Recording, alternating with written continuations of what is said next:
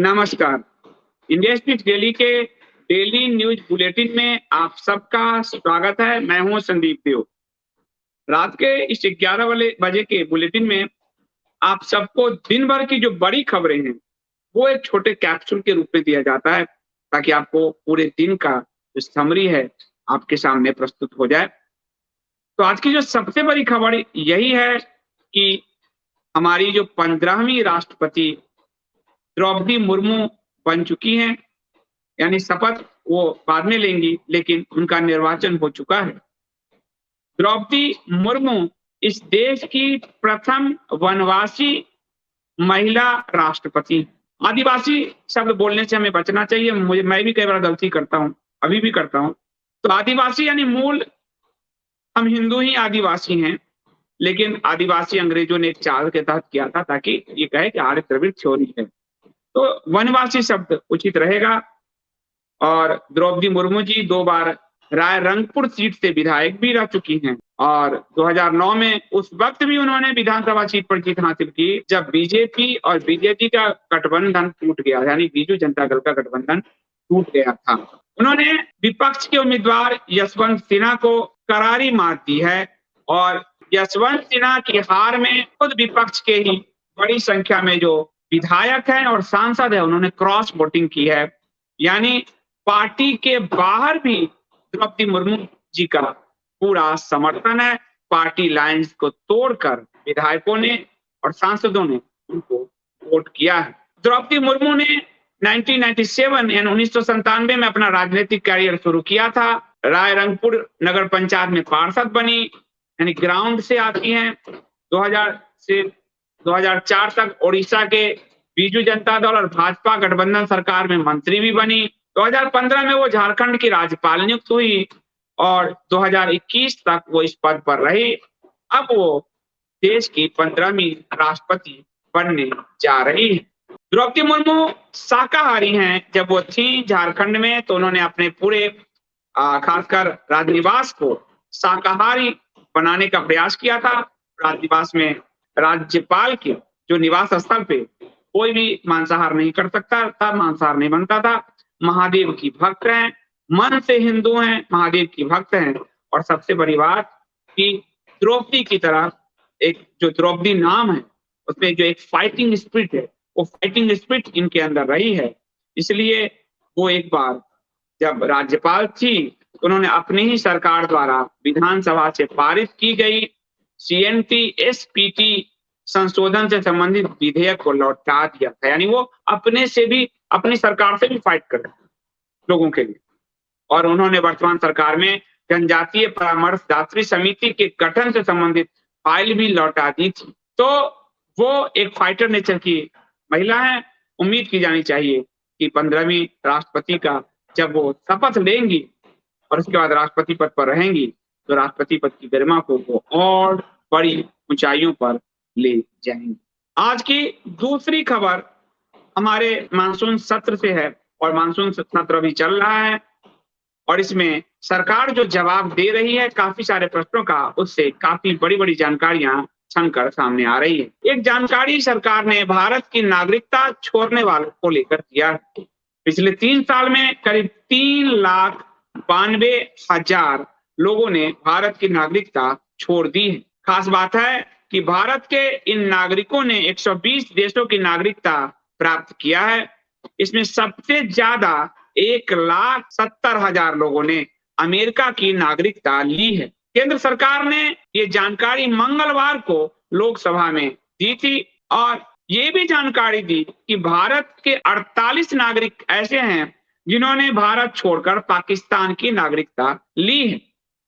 इस जानकारी को केंद्रीय गृह राज्य मंत्री नित्यानंद राय ने लोकसभा में दिया और ये आंकड़े विदेश मंत्रालय से प्राप्त हैं। इस आंकड़ों के मुताबिक जिन लोगों ने भारत की नागरिकता छोड़ी है, उन लोगों ने निजी वजहों से, अपने निजी कारणों के कारण नागरिकता छोड़ी है। नित्यानंद राय ने लिखित में जवाब में बताया कि 2019, 2020 और 2021 में 3,92,643 लोगों ने भारत की नागरिकता छोड़ी है, जिसमें से 1,70,700 95 लोगों ने अमेरिका की नागरिकता ली है, जबकि 64,071 लोग कनाडा के नागरिक बने हैं। इसके अलावा 58,391 लोग ऑस्ट्रेलिया और 35,435 लोग यूके यानी ब्रिटेन और 12,131 लोग इटली के नागरिक बने हैं। इसके अलावा 8,882 लोग न्यूजीलैंड की नागरिकता लोगों ने ली है। इसके अलावा 7,046 लोगों ने सिंगापुर की, 6,690 लोगों ने जर्मनी की, 3,754 लोगों ने स्वीडन की और 48 लोगों ने पाकिस्तान की नागरिकता ली है। केवल 2021 की यदि बात करें तो पिछले एक साल में 1,63,370 लोगों ने भारत की नागरिकता छोड़ी है, यानी 21 में बहुत ज्यादा छोड़ी है। सबसे ज्यादा 78,284 भारतीयों ने अमेरिका की, 23,533 भारतीयों ने ऑस्ट्रेलिया की और 21,597 भारतीयों ने कनाडा की, साथ ही 14,637 भारतीयों ने ब्रिटेन की नागरिकता ली है। इसके अलावा एक आरटीआई का भी इससे पहले आज तक न्यूज चैनल ने एक आरटीआई लगाया था, इसके जवाब में गृह मंत्रालय ने जो ऑफिशियल आंकड़े दिए थे उसके मुताबिक पिछले 5 साल में भारत के 6 लाख से ज्यादा नागरिकों ने भारत की नागरिकता छोड़ी है। मंत्रालय के अनुसार 2017 से 2021 तक 6,08,162 लोगों ने भारत की नागरिकता छोड़ी है। ये सब निजी कारणों से उन्होंने छोड़ी है। औसत की बात करें तो हर साल भारत के करीब 1,21,632 नागरिक अपनी नागरिकता को गिव अप यानी छोड़ रहे हैं। यदि 5 साल में हम देखें कि नागरिकता भारत की कितने लोगों ने ली, तो 5 साल में 5,220 विदेशियों ने भारत की नागरिकता ली है, यानी 5 साल में 6 लाख से अधिक नागरिकों ने नागरिकता छोड़ी है और भारत की नागरिकता सिर्फ 5,220 लोगों ने ली है, जो बहुत ही कम है। इसमें 87% यानी 87% नागरिकता 4,552 पाकिस्तान से आए हैं, वो हिंदू हैं जिनको सताया गया पाकिस्तान में, वो हैं।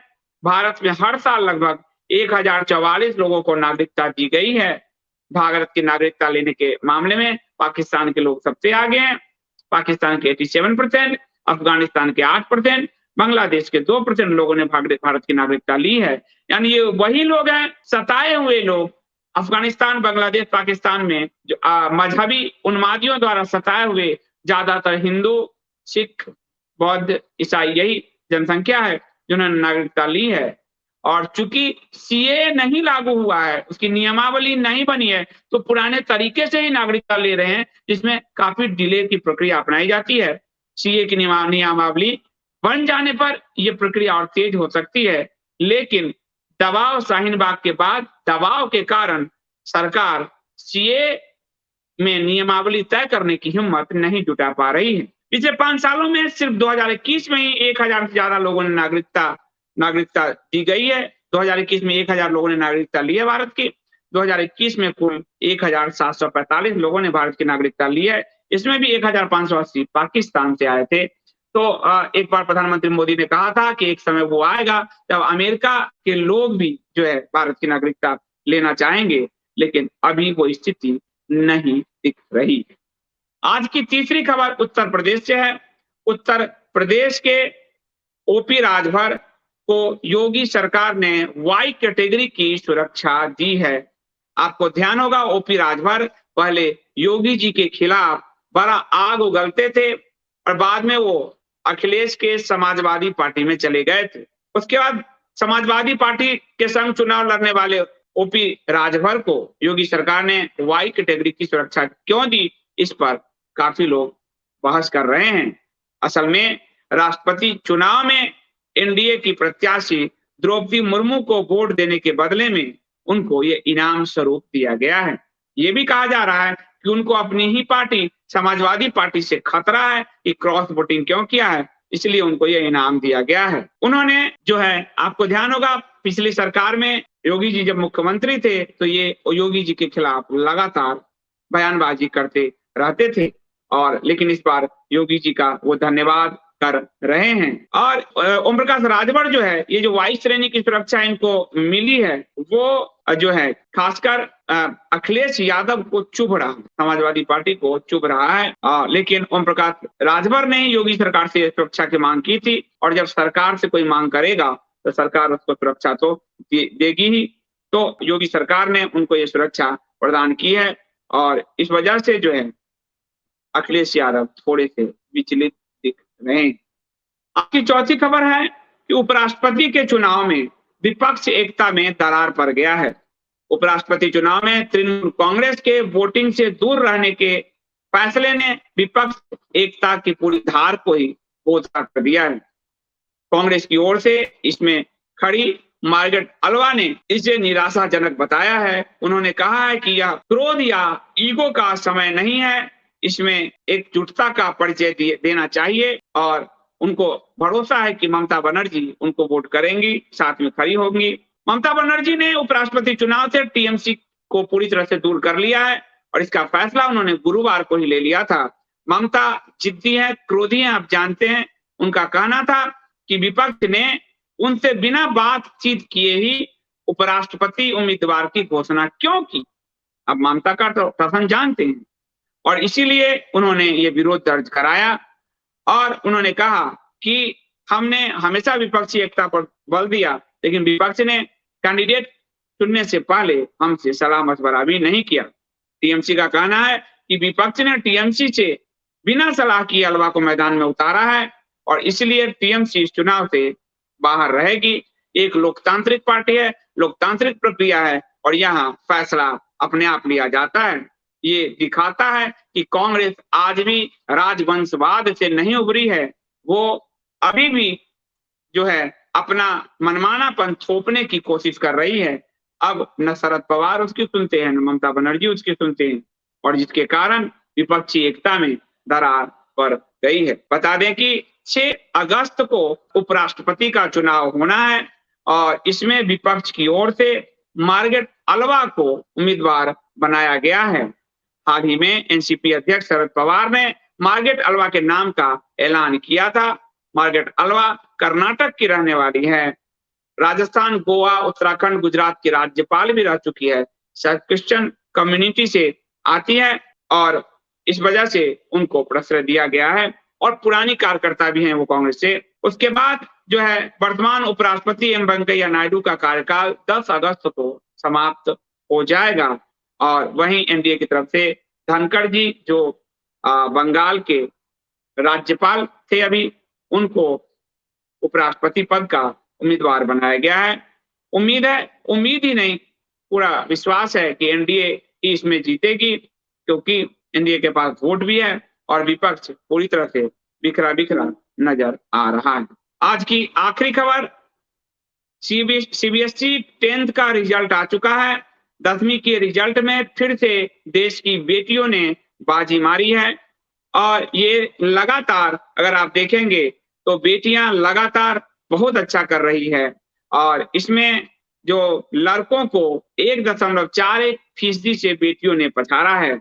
और हम देखें 2019, 2020, 2021, 2022 तीनों में अगर हम देखें तो बेटियों ने ही लगातार ये झंडा गाड़ा है सफलता का। 2019 में जो है 92.45, 2020 में 93.31 और 2021 में 99.24 और 22 में 95.21 जो है ये रहा है बेटियों का प्रतिशत। तो अब बेटों और बेटियों के बीच में अंतर जो लोग करते हैं वो इस बात को समझेंगे कि बेटियां बेटों से आगे निकलकर अच्छा प्रदर्शन कर रही है।